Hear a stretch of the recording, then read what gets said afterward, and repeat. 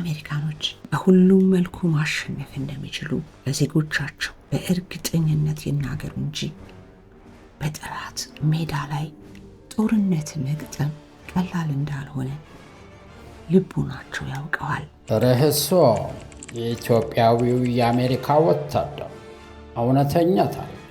ጸሐፊው ስደተኛው ተራኪ ቤተልሔም ሰለሞን። በቦልቲሞርና አካባቢው የምትገኙ ኢትዮጵያውያኖችና ኤርትራውያን እንስቶች ቢዩቲ ባይ ቲጂ የውበት ሳሎን መከፈቱን ሰምታችኋል? እንግዲያውስ ፀጉራችሁን በወደዳችሁት መልኩ መሰራት ስትፈልጉ ደውላችሁ ቀጠሮ አስይዛችሁን ብቅ በሉ። በተመጣጣኝ ዋጋ እናስተናግዳችኋለን። እንዲሁም ወንበር መከራየት ለምትፈልጉ የፀጉር ባለሙያዎች ቤታችን ክፍት ነው። አድራሻ 6404 Frederick Road, Catonsville, Maryland 21228, United States. ናፍቆት ሚዲያ የተለያዩ እውነተኛና አስተማሪ ታሪኮች የሚቀርብበት ናፍቆት ሚዲያ። አይተው ሲጨርሱ ለሌላው እንዲደርስ ሰብስክራይብ፣ ላይክ፣ ሼር ማድረግዎን አይዘንጉ። ናፍቆት ሚዲያ።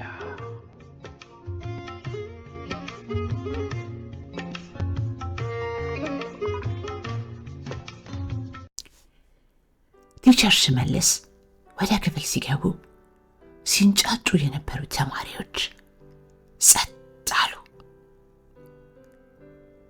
በጥቁሩ ሰሌዳ ላይ ጠመኔያቸውን አንስተው ሰዋሰው ብለው ጻፉ።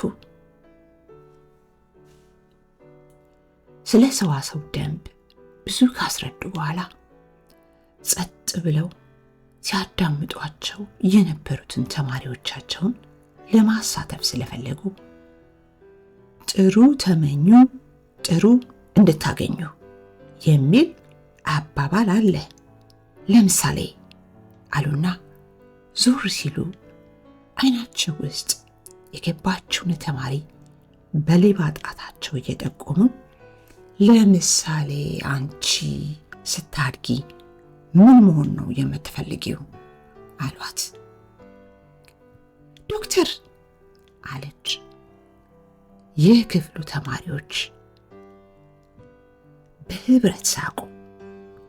ካሉት ተማሪዎች የመጨረሻዋ ሰነፍ የምትባል ተማሪ ስለሆነች መሆኑ ነው። ማነው ስምሽ አሉ። ጽዮን አለች ተማሪዋ። ስሟን በጥቁሩ ሰሌዳ ላይ ከጻፉ በኋላ የመረጠችውን ሙያ በቅንፍ ውስጥ አስቀመጡ። አሁንም አይናቸው ውስጥ ጥልቅ ወዳለው ተማሪ በረዥሙ ራመድ ራመድ አሉና በእጃቸው የሚይዟትን ቀጭኗን ዘንግ ከእግራ እጃቸው ወደ ቀኝ እጃቸው ቦታዋን እየቀየሩ አይናቸውን ከተከሉበት ተማሪ ጋር ተፋጠጡ። ርዕሱ አጠገቡ ከነበረው ተማሪ ጋር ወሬ እያወራ ነበር። ጥፋቱ ገብቶታል። ጥያቄው ምን ነበር አሉት መምህሩ አለና ረጅም ጊዜን ወሰደ። እኔ ሳስተምር የት ነበርክ አሉና በትንሿ ዘንጋቸው ጀርባው ላይ አንድ ጊዜ ያቀመሱት። አብሮት የነበረው ተማሪ ጥያቄውን በጆሮ ሹክ አለው። ዱላው ሳይደገመው ኧረ ቲቸር፣ ኧረ በማርያም ኧረ በእናትህ ቲቸር፣ በቃ ሳድግ መሆን የምፈልገው ነው አይደል ጠየቁኝ። በቃ ጥያቄው እንደሱ አይደል ቲቸር፣ ወታደር መሆን የምፈልገው አለ። ድምፁ የሳቅና የለቅሶ ድምፅ ነበረ። ወታደር አሉ መምህር ሽመልስ።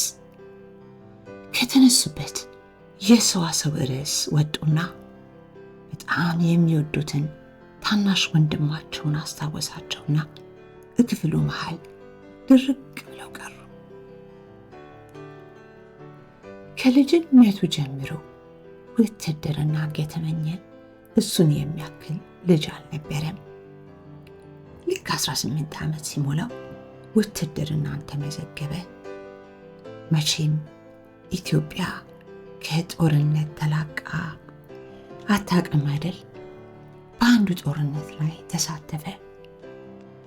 በመጀመሪያ በተሳተፈበት ጦርነት ሕይወቱ አለፈ። ለቤተሰቦቻቸው ትልቅ ሐዘንን ጥሎ ነው የሄደው። ውትድርናንም ሲመዘገብ ከቤተሰቡ ተደብቆ ስለነበረ ካረፈ በኋላ እናትና አባቱ በዚሁ ምክንያት መስማማት አልቻሉም። በዛም የተነሳ ተለያዩ። መምህር ሽመልስ ቤተሰባቸው ከተበተነ በኋላ በየዘመዱ ቤት እየተጠጉ ነው ራሳቸው ያቋቋሙት። በሌባ ጣታቸው የተንሸራተተውን መነጽራቸውን ወደ አፍንጫቸው ገፋ ካደረጉ በኋላ ከክፍሉ ወጥተው በበረንዳው ላይ በትንሽ ጊዜ ቆም አሉና ዓይናቸውን የሞላውን እንባቸውን ጠራርገው ወደ ክፍሉ ተመለሱ። ርዕሱ ወታደር መሆን እፈልጋለሁ ያለው በድንገት አይደለም። የሁል ጊዜ ህልሙ ወታደር መሆን ነው። እዚያውም የአሜሪካ ወታደር። ልጅነት ሞኝነት አይደል? በተለያዩ ፊልሞች ላይ የሚያያቸውን የጦርነት ተዋናዮች መምሰል ስለሚፈልግ ጡንቻ ለማውጣት ሲታገል ነው የሚውለው። ወላጆቹ ቲቪ ሲደርሳቸው ከእናትና ከ3 ወንድሞቹ ጋር ነው ገና 18 ዓመት ሳይሞላው አሜሪካ የገባው። አባቱ መርካቶ የነበራቸው ትልቅ የመኪና መለዋወጫ ሱቅ የሚያንቀሳቅስላቸው ሰው ስላልነበረ ቤተሰቡን ሸኝተው ብቻቸውን አዲስ አበባ ቀሩ። እናት 4 ወንድ ልጆቿን ሰብስባ አሜሪካ ጠቅልላ መኖር ጀመረች። ርዕሶምን ውትድርናን በለጋ ዕድሜው ተቀላቀለ። ወቅቱ አሜሪካ ከኢራቅ ጋር ጦርነት የገጠመችበት ጊዜ ስለነበረ ወደ ኢራቅ ሊጓዝ ሲል አባቱ ለስንብት መምጣት ስለነበረባቸው ቤተሰቡ ተሰብስቦ የእራት ግብዣ አደረጉለት። ልጅን ወደ ጦር ሜዳ መላክ ቀልድ አይደለም። አሜሪካኖች በሁሉም መልኩ ማሸነፍ እንደሚችሉ ለዜጎቻቸው በእርግጠኝነት ይናገሩ እንጂ በጠላት ሜዳ ላይ ጦርነት መግጠም ቀላል እንዳልሆነ ልቡናቸው ያውቀዋል።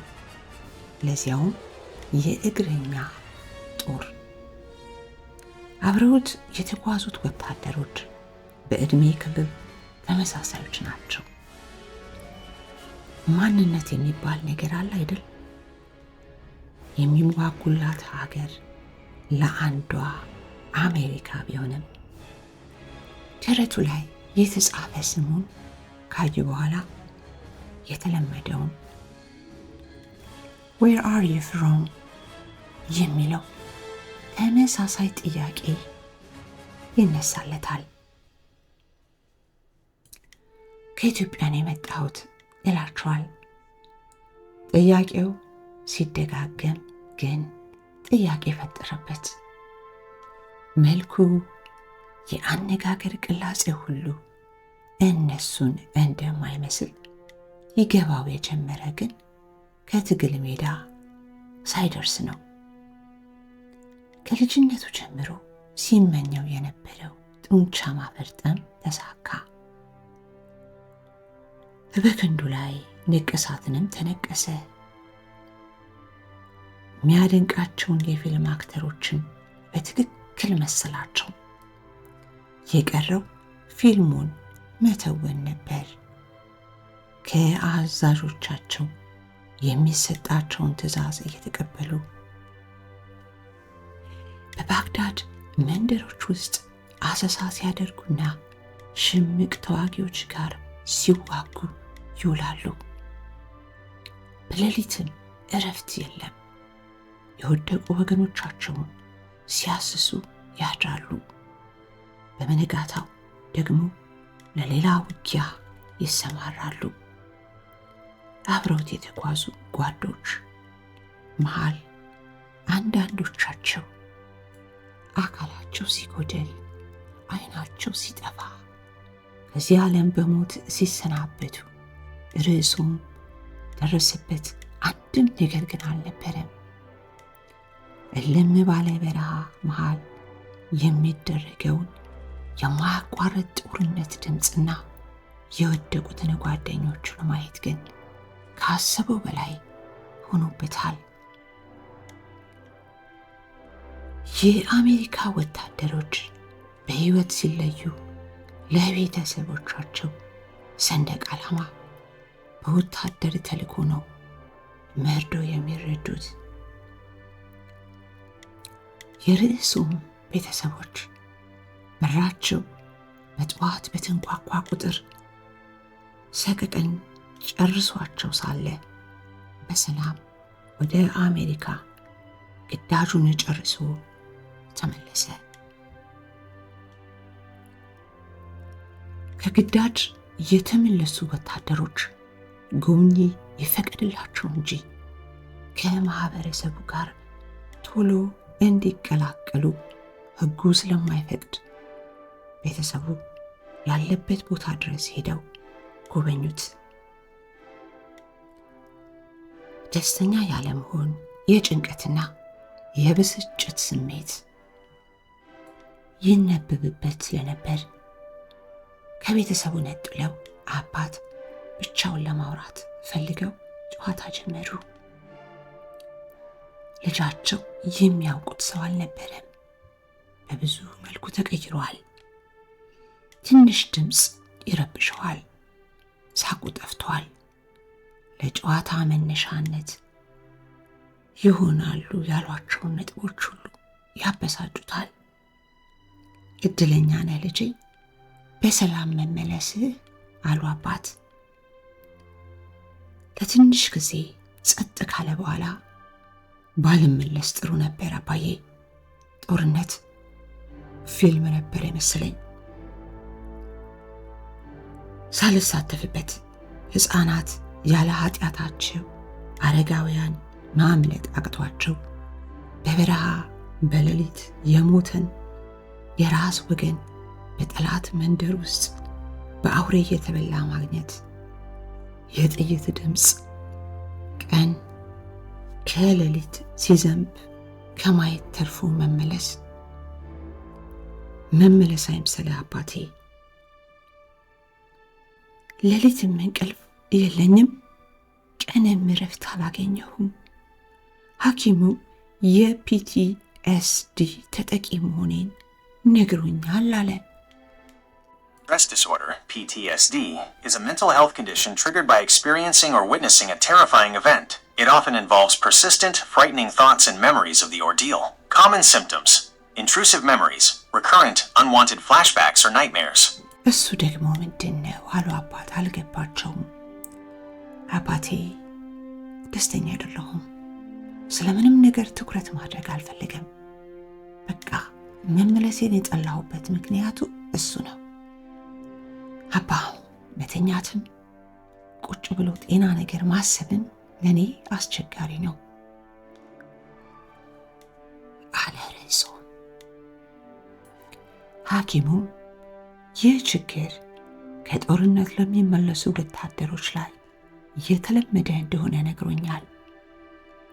ለጊዜው ትርምስ የበዛበት የመኪና ጩኸት ባለበትና ሰዎች በብዛት የተሰበሰቡበት ቦታ ላይ እንዳንገኝ አግዶኛል አለ። ባይናገረውም ሁኔታዎቹ ይመሰክራሉ። ሲያወራ የተንጨባረረ ፀጉሩን ይነጫል። ምድምድ ተደርጎ የተቆረጠውን ጥፍሩን ይነክሳል፣ ያለቅሳል። በማልቀሱ ደግሞ ይበሳጫል። እንባውን እየጠራረገ ወታደር እኮ አያለቅስም፣ ለምን አለቀስኩ ይላል መልሶ። የተፈቀደላቸው የጎብኚዎች ሰዓት አልቆ ወደ መኖሪያቸው ሲመለሱ በጸጥታ ተውጠው ነበር። በሦስተኛው ቀን በመኖሪያ ቤታቸው በአንድ ወታደር ተንኳኳ። እናትና አባቱ በጋራ ሆነው ነበር በሩን የከፈቱትና ለኢትዮጵያውያን ጉዳዩ ያልተለመደ ቢሆንም ልጃቸው ውትድርና ላይ ከተመዘገበ ጊዜ ጀምሮ እያንዳንዱን ሂደት ደረጃ በደረጃ ሲያጠኑት ከርመው በር የተከፈተለት ወታደራዊ ሰላምታ ከሰጣቸው በኋላ ባንዲራውን አስረከባቸው። የልጃቸው ሞት መርዶ ነግሯቸውም ሄደ። ርዕሶም ራሱን በሽጉጥ አጥፍቷል። አስክሬኑ ያለበት ቦታ ሄደው ከስቃዩ ያረፈውን ልጃቸውን ተመለከቱ።